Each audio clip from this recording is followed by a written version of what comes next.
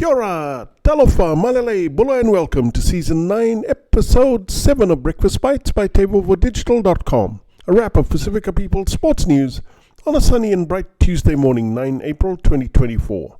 Coming to you with tons of hanisi from the 180th meridian in the middle of the blue continent. In rugby, it was double Kiwi delight as the curtain came down on a sensational Cathay HSBC Hong Kong Sevens in front of a 40,000-strong sellout crowd on Sunday. New Zealand beat USA 36-7 in the women's final to top the series standings with one tournament remaining in Singapore. Australia beat France 24-21 for bronze. Meanwhile, the All Black Sevens won the men's final 10-7 against France for their first SVNS title of the season. Ireland beat Australia 14-5 for bronze.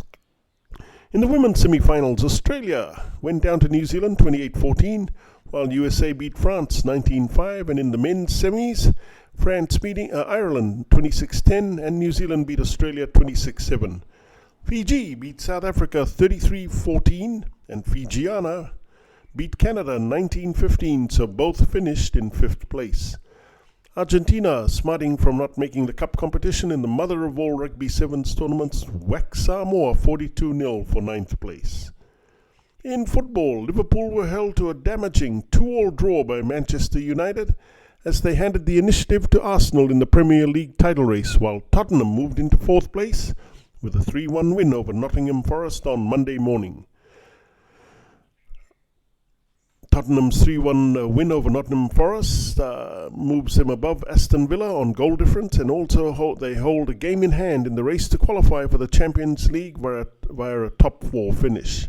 This after Aston Villa drew 3-3 with Brentford.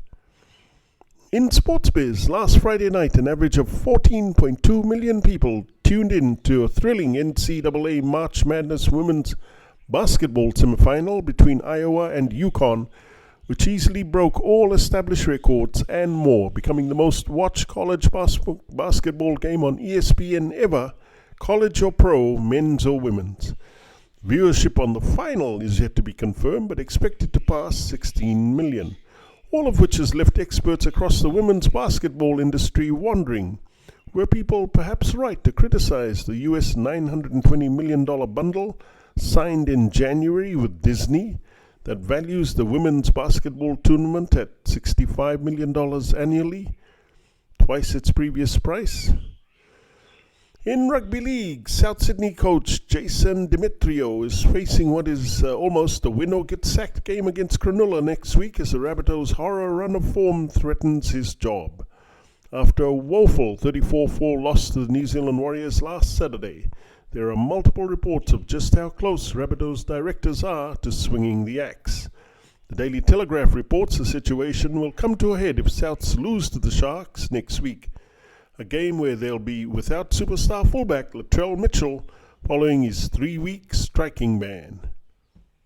In WWE wrestling, The Rock has made his long-awaited return to pro wrestling, helping cousin Roman Reigns prevail over Cody Rhodes and Seth Rollins in the Night 1 main event of WrestleMania 40.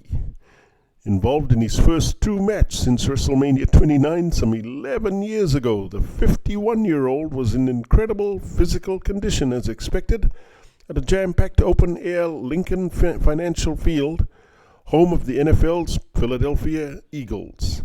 And that's a wrap. Please hit the like and subscribe buttons below if you want to receive more Pasifika sports highlights on Breakfast Bites. Mahalo and kakite for TEIVOVOdigital.com. I'm Calden Kamea, thanking you all too much for all your love and support.